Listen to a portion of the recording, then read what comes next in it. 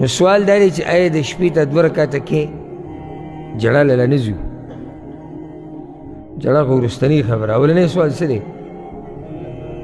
2 رکعته کې نو ورپسې دا دی به 2 رکعتو کې د الله ته جړه دي.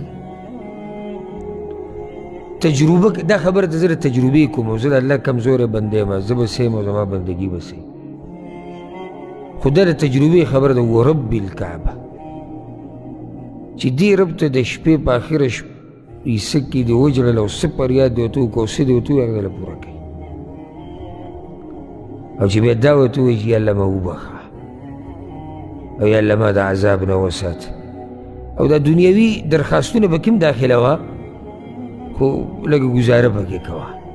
لکه ځکه چې زموږ د بعضو دواګانو شروع په څه کېږي، یا الله به ښه ګاډی راکړې او به زما دا بچي یا الله او زما دا ښځه یا الله او یا الله دا مزدوري او یا الله دا قرضې او یا الله دا کور او یا الله دغه رور مې او یا الله کور مې او یا الله تره مې او ماما مې او یا الله بس چې روغ صحت او یا الله وصلی الله وسلم علی نبینا محمد.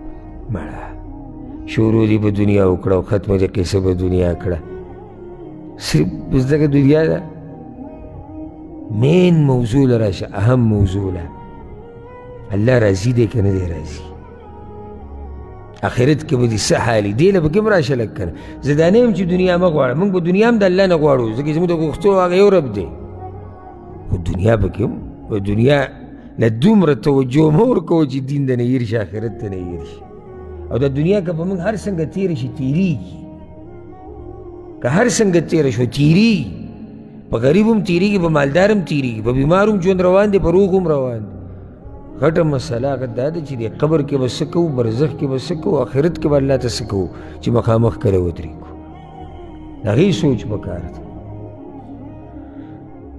رسول صلی الله علیه وسلم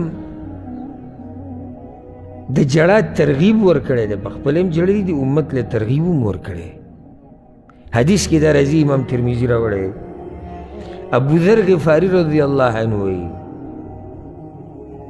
وی رسول صلی الله علیه وسلم یو ورځ دا خبره وکړه چې انی ارى ما لا ترون، زه هغه څه وینم چې تاسو یې نه وینئ، واسمع ما لا تسمعون، او هغه څه اورم چې تاسو یې نه اورئ. څه مطلب شی دی؟ نه هغه برزخ نه دی ویلی.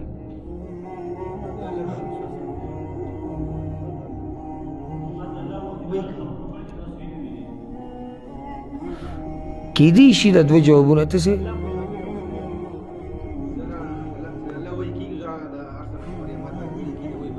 هر سنه نه دی خبره. ګوره بس الله پیغمبر ته خولي موږ نه لیدلي، لکه څنګه چې یو جواب در کوي چې ملائک جهنم ورته ښوولی دی، جنت یې ورته ښوولی دی، نور بعض داسې مناظر ورته ښوولي دي چې هغه موږ نه لیدلي. دلته دا مطلب دی. او هغه څه ورته اورولي دي چې موږ نه دي اورېدلي.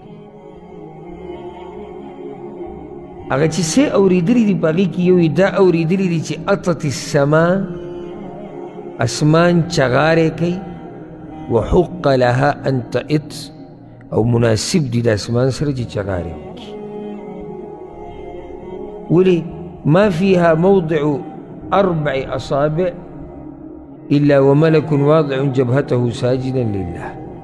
سلور ګوتې ځای په اسمان کې خالی نشتی مگر ملائکو پکې سجده لګولې د الله ته پراته دي. بیا وایي والله لو تعلمون ما أعلم، زما دې په الله قسمي که تاسو ته هغه خبرې معلومې شوي چې کومې ما ته معلومې دي. یعنی الله ته ودرېده، آخرت،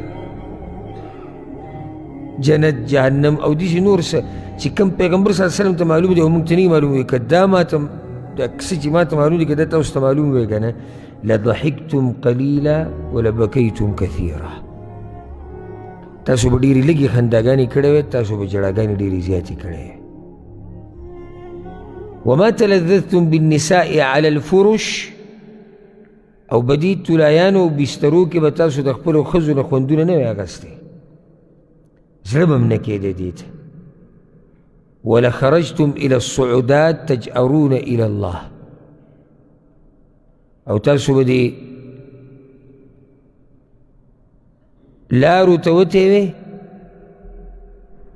تجأرون الى الله او الله ته به م جړاګانې کولې په الله پورې به م پناه نیوئ چې الله موږ وساته. دا هله چې کله موږ ته پته وې و بعض خبرې خو رسول الله وسلم لیدلي موږ نه دي لیدلي ښه ډېر څه رسول الله وسلم موږ ته بیان کړي دا کمې چې بیان کړي چې په هغې هم نه پوهېږو وروسته به وژاړي هغه خبره لا پرېږده